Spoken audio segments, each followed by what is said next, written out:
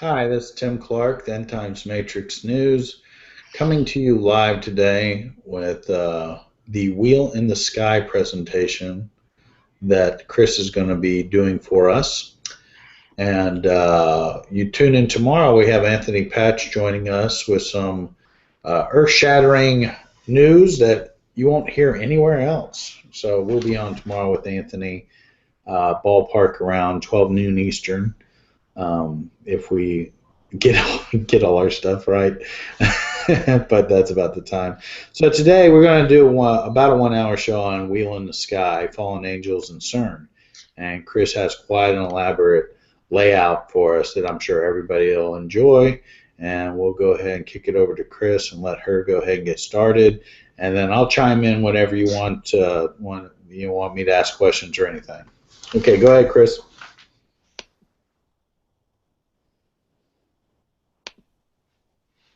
All right. Hey, everybody. I have a presentation today on the Wheel in the Sky with a lot of different connections with symbolism and with CERN and the Mark of the Beast and the false Alpha and Omega. I just wanted to put some information out there. A lot of people has left comments asking and emailed asking about our web pages, and there they are, and below you'll see them too. But that's how you can contact us or keep up with our shows. So today we're going to be talking about the Wheel in the Sky and how they connect to the angels and the cherubim and the seraphim, and which is the throne of God.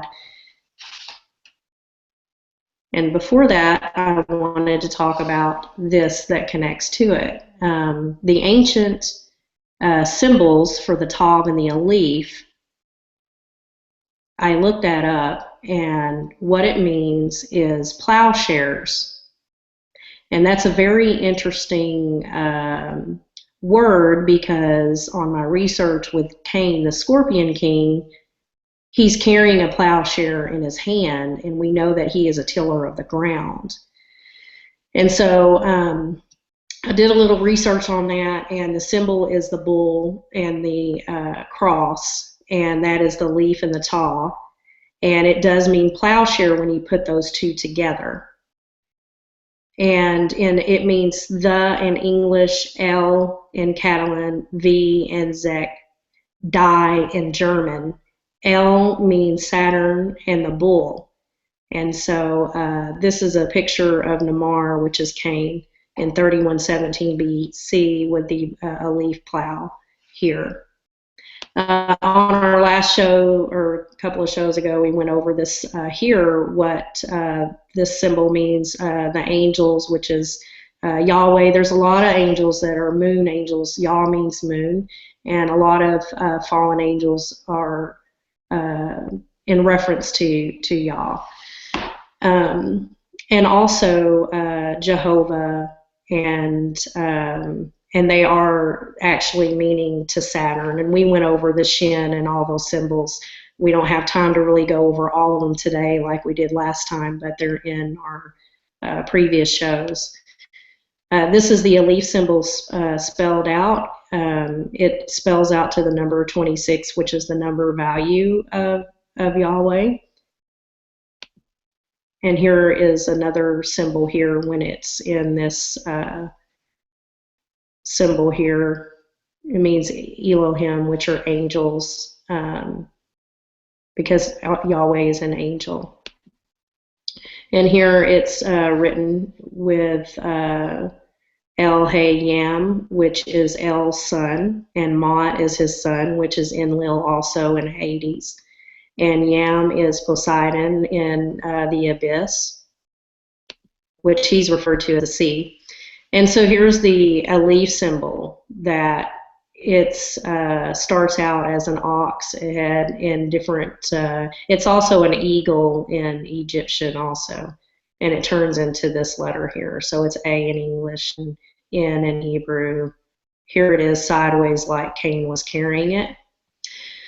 So one thing I wanted to show today was that the plow also is called the Pleiades, which is Ursa Major, the bear. I researched that and realized that there's so many connections to the Pleiades, which represent Saturn.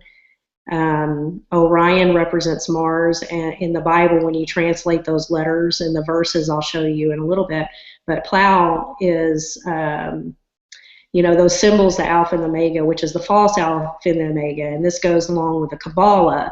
And by no means am I teaching Kabbalah. I follow Jesus Christ, and these are things that we expose so that way people can understand that these are things that have been hidden from the mainstream in order for them to carry out plans and do things that they want to do in these end times. So that's why I'm bringing these things up and showing these things today. So keep in mind the Plow is the Pleiades, and this is also the leg of the bull. And I'll go into more detail on that. Here's Ceres. This is the planet, or the dwarf planet, that was coming into our solar system. And this is what she means in the mythology, is the yoking of oxen and plowing, the sowing, protection, and nourishing of the young seed, and the gift of the agriculture to humankind. And this is Dagon. He's also connected to the plow. It has something to do with the harvest, I know. With the here is the sickle, and here is Demeter. She also is Ceres, and Rhea, which is the female counterpart of Satan, which he represents Saturn. And so this is what this means. The sickle is the leg of the bull, and the sickle means the plow.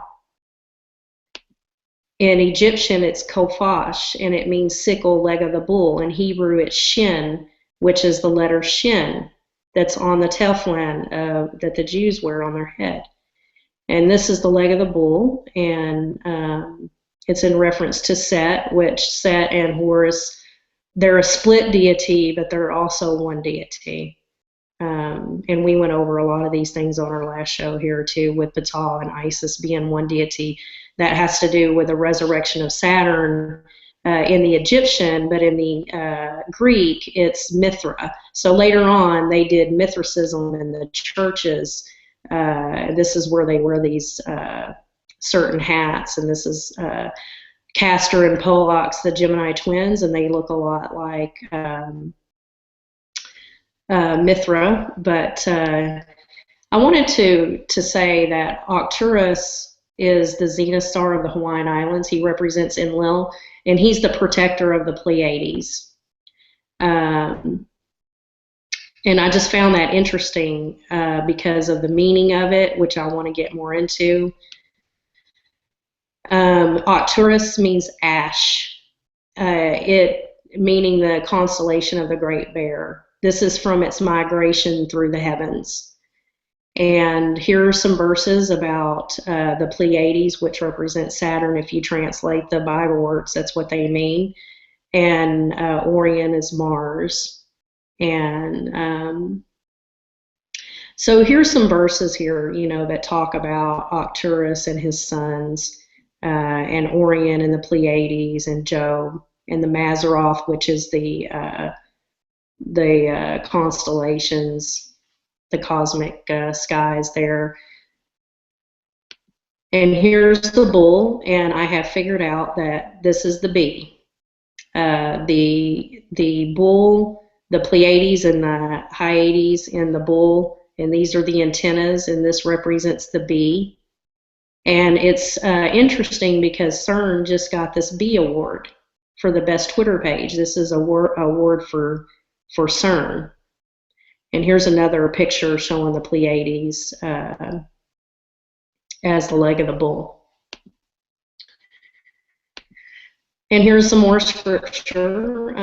You copy this or write it down, but these are more scriptures about Venus. And Venus is Lucifer. He is the fake morning star. Jesus is the true morning star, and he is God. And I know that Satan wants to mimic the Lord, and he wants to be God. But here's just some more verses in regards to the planet Jupiter and Venus and Baal, which is El, and he's Yahweh. He is the husband of Asherah. There's a lot of ancient artifacts that have come up with text showing Yahweh is Asherah's husband. And here is another in reference to Jupiter. Jupiter is the main focus because the Vatican put up a Jupiter statue. There's Jupiter temples, and that's the Mithra temples are in honor of Jupiter. The Pillar of the Boatman from the Celtics is in honor of Jupiter, and it has Cernunnos on it, which he is the stag god that's the keeper of the gate of Hades, and Castor and Pollux, which are Hermes and Apollo. And so this Pillar of the Boatman represents Jupiter. It's in honor of Jupiter from the Celtics. Can you hear me? Uh-huh. Yeah, Cernunnos. What did you say again? He was the goat god that guards the gates of hell? Yeah. And CERN is derived from Cernunnos? Probably. I just wanted to emphasize that to the people listening. That would you, in your wildest dreams, choose the route of the guy guarding the gates of hell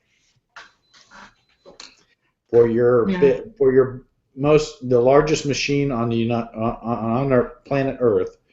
Would you name him that? Sorry to interrupt. I just had to make that point.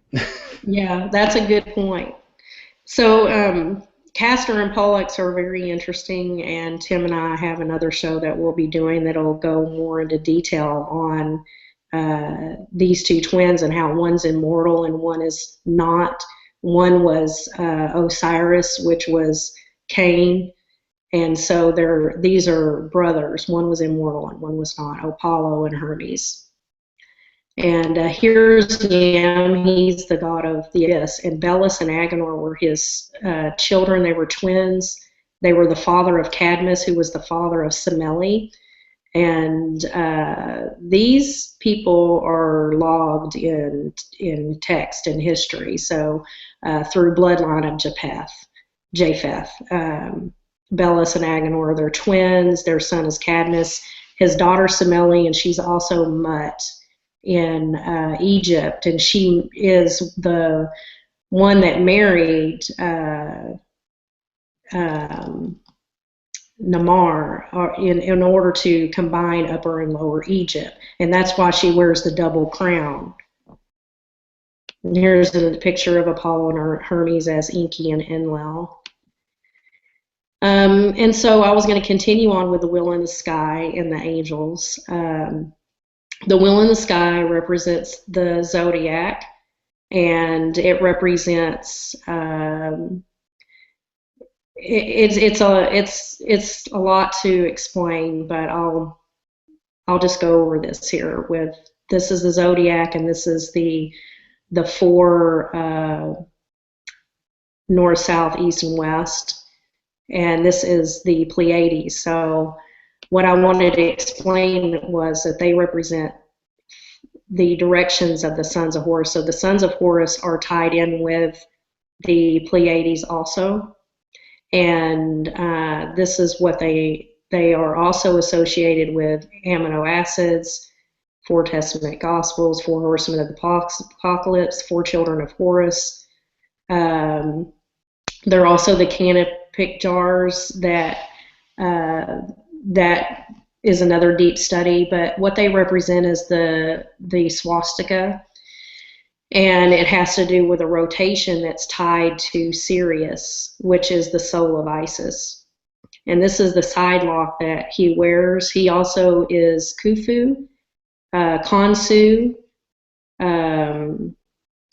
which Khonsu is Dionysus, and in the Greek language, that's what it means. And so this has a lot of connection to do with the Greeks. They show it in a little bit different way. later on in history, they have different statues, and just like the Celtics, in each culture, they show it in a different way, the resurrection of Saturn with Jupiter and these deities that are tied with CERN and the wheel in the sky. But I just wanted to put here that this was the angel hierarchy. This is the seraphim and the cherubim, and the thrones or ophanim. These are the first sphere. And the second sphere is the dominions, the virtues, stronghold, powers, authorities. And the third is the principalities, rulers, archangels, and angels. And cherubims, which Satan was a cherubim, and he was also connected to the seraphim, and the wheel, which is the ophanim, and he was the cherubim with the four faces of an ox, a lion, an eagle, and a man, and with four wings.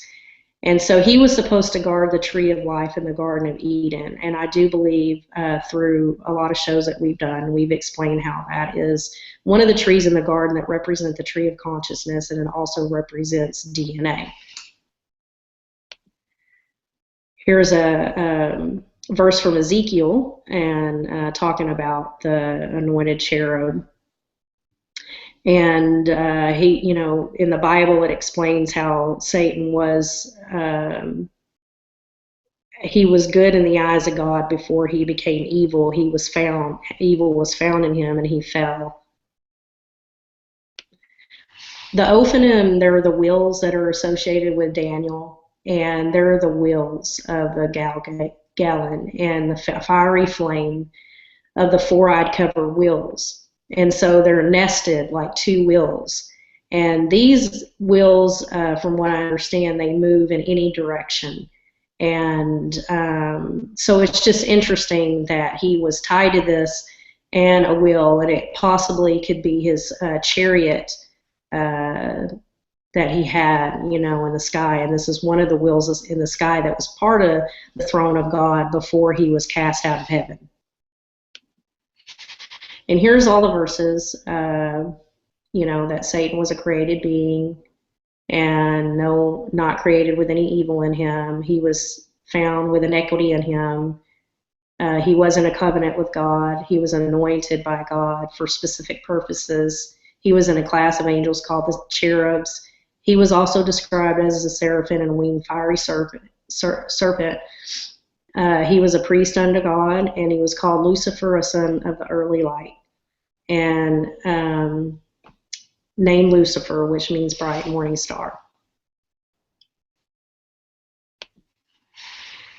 And so here's a verse that says that we are not to worship the sun and the moon and the stars, and we are not. That includes not worshiping the fallen angels, and not chanting and going into the celestial realms with them, because they are in reference to the planets and the universal,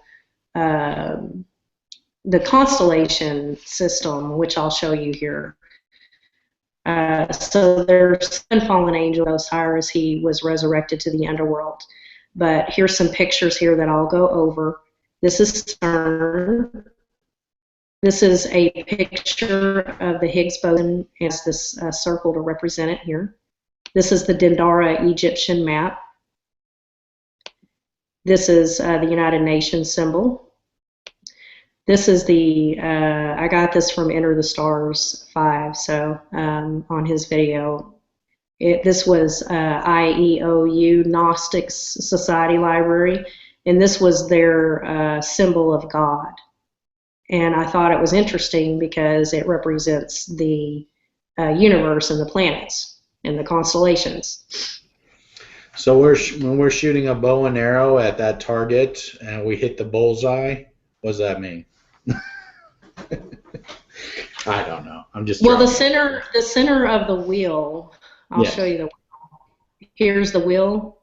This is this represents the phallus and the other part, Isis and Horus, the connection in the middle for the wheel.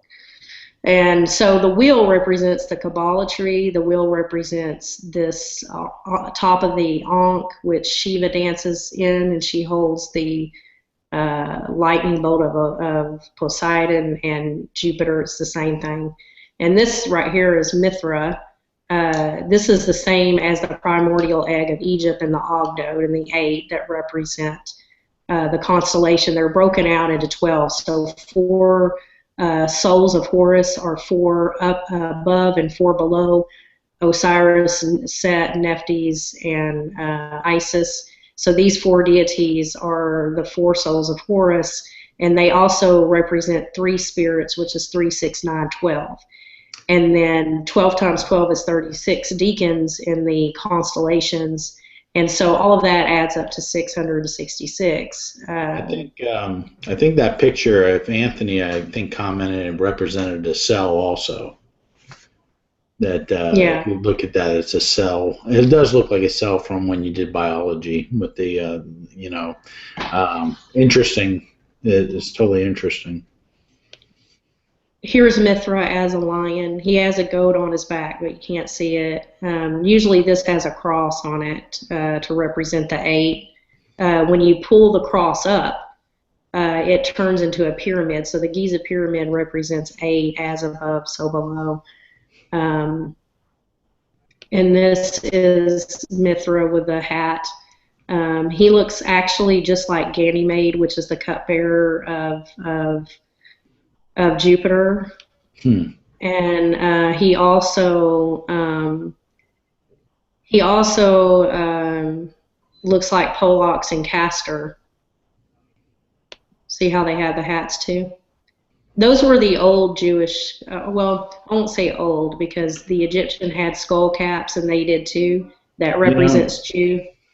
You know, it made me think from our previous show when we were showing the phallus hats on the old statues, that this is just a more modern version of the phallus hat. It's changed, morphed down into this shape. But it's still, you could tell it's still related to those old phallus hats that we had talked about. Yeah, they represent being Jewish, and they wear them when they pray, from what I understand. But yeah, there's all different kinds of hats, but they do mean the same thing. This is kind of what the sun is the center of the egg, and that's what they call they call it the primordial egg, which is an electric force, and that is how Mithra was supposedly born from a rock with a hat on, and which is interesting because some rocks, like the Giza Pyramid, has live elements in it, and it's like a computer. And even the Stone of Scone, which Queen Elizabeth sits on, has an evil spirit in it, and when the rightful owner sits on it, it screams out. So all the rocks, and that's why, a lot of cultures will say that the land has spirits in it, or these rocks have spirits, or, this mountain has the rainbow serpent spirit in it. And they say that because a lot of spirits dwell in the stones. And so I just think it's interesting that they referenced him being birthed from the cosmos from a stone, from a primordial egg. In Thoth, he was an ibis bird. So I find that interesting with that connection, because he is also represents the Ben stone, which Ra manifested himself in at the top of the Giza pyramid.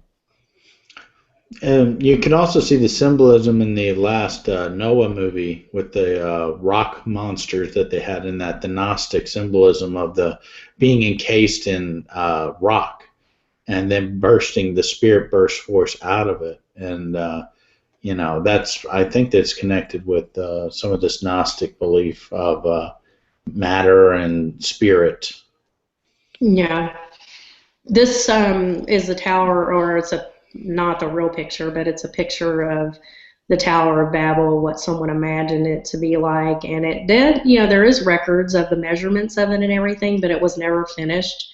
And so it's a circular spiral motion, kind of like the Milky Way galaxy. And it was it represents the planets and where they are and where the sun shines in certain places. And it just like the Dendara temple and all the temples that they had, in history, they would build them a certain way, and they would do the stretching of the cords ceremony, which they first did with Ham.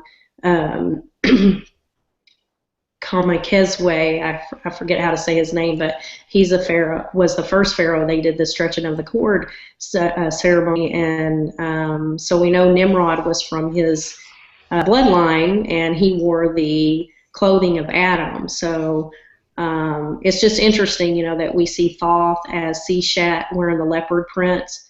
And then we see Shiva and Kali, which they represent Thoth as well, wearing the leopard print. Mm-hmm. And they're one deity, and then they're dancing in the Shiva ring. But Hathor and Thoth also did Dance of the Cosmos too. And the CERN machine has actually, CERN has glass plates in it, and it's a musical instrument. It's not just something that has the particles in it, or finding the God particle. It has glass plates in it, and it's like like the old Egyptians we've explained before, how they had tuning forks and all those things. Mm-hmm. And I used to know a lady that was trained in playing the glasses, and she would play them for me. With the different levels of water in them, and come up with all these amazing sounds. And that I didn't know they had that incorporated inside CERN also.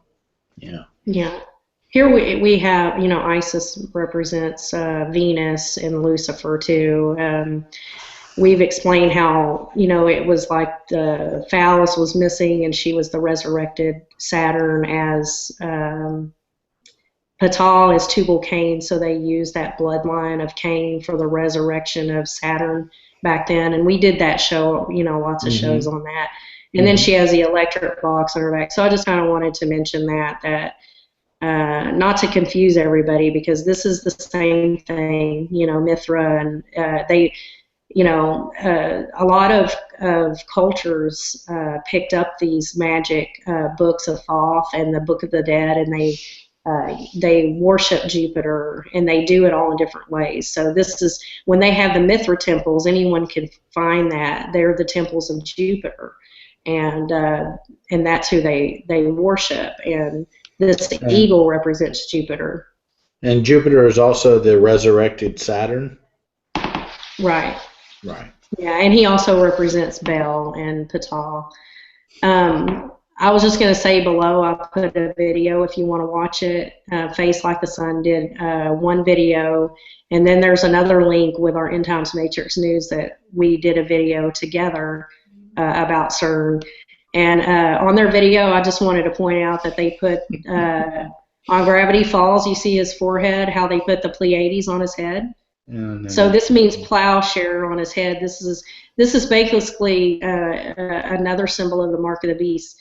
Dionysus represents the leg of the bull, and Horus does too, the four spirits of Horus, and so this is actually represents the plow and the great bear and 7 Pleiades. And the 7 is interesting because Zayin is the 7th letter, and it is the 4th letter of the Shin on the Teflon, and the Jews they said they were reserving that for the new world to come. And so I find that really interesting as well. But so that's the end of my presentation.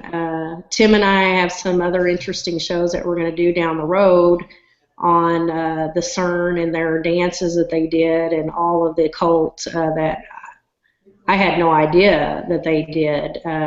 Nude dancing. Now, we won't show a lot of nude pictures and stuff like that, but they did a lot of crazy stuff, and whipping mountains, and going out in their underwear and whipping the water. And they did like CERN conferences showing these things, and I thought, this is the most bizarre things ever. But Tim and I will do a show on that and show some information on that when we break some stuff down. So Yeah, it's no, it's fascinating. We're watching this whole thing unravel in front of us. Let's see, we have Anthony tomorrow on the 19th, and then that's one day before the eclipse. That is really interesting. I was watching with the slew.com guys yesterday, the Aurora Borealis, and they were just, when we had the magnetosphere was just lighting up, and they were up in Iceland and I'll just they were up in Iceland, and they're going to be sitting out there. So I'm just giving a heads up to people if they want to watch the eclipse, a full eclipse. Slooh.com, SLOOH.com, will be offering it. Now I don't know if we'll all crash their servers or not by everybody trying to watch a full eclipse, but I think it's Friday morning Eastern time. I'll have to check on that. It's like 8 or 9 in the morning or something like that where they are. But you can reference that. They usually put on a really good show, and that's what when I can't see a live astronomical thing because of either the sky's got too many clouds in it, or as with this eclipse, it's not going to be over the United States, so we won't get to see it. But we can see it from the they're going to have all of these eclipse telescopes and stuff right there, right under it, shooting straight up, and see the whole thing. It's very prophetic. I know there's people who don't believe in the significance of the blood moons, but I think regardless of what you believe, it's a very interesting event. And we've been looking at March as with this. I know we sent around the link of the Agnolia festival as of the 17th, which was a martial festival celebrating Mars, and we noticed that it corresponded with Mars and the with all this Putin stuff going on and going to DEFCON 3 that we were following also. We didn't do shows on that, but the point is that we potentially are in a wartime situation, very rapidly escalating. And considering that the political scene with the hostility between Russia and the United States, Obama and his hostility with Netanyahu, and and of course our economy, the dollar. It's a very volatile time, and we're trying to do as much as we can in a short period of time. So the future shows coming up, I have some stuff on end times revelations, and my perspective has changed on a few things that I will share with you when we do that. Of course, we have more CERN stuff, and tomorrow, of course, Anthony's going to present something that nobody else is talking about on the internet. And we're also going to clear up some CERN-related questions since everybody's involved in CERN mania right now. So Anthony will field the questions on how to clear up some of the CERN confusion with what's going on based on their timetable and the experiments they're running. And I think that'll do it for us today. Yeah, he definitely has some breaking information, and it's going to be a really good show tomorrow. So I hope everybody can watch it. Okay, well, thank you very much for watching this, and join us with Anthony Patch as we go over the breaking news tomorrow on the 19th. Thank you.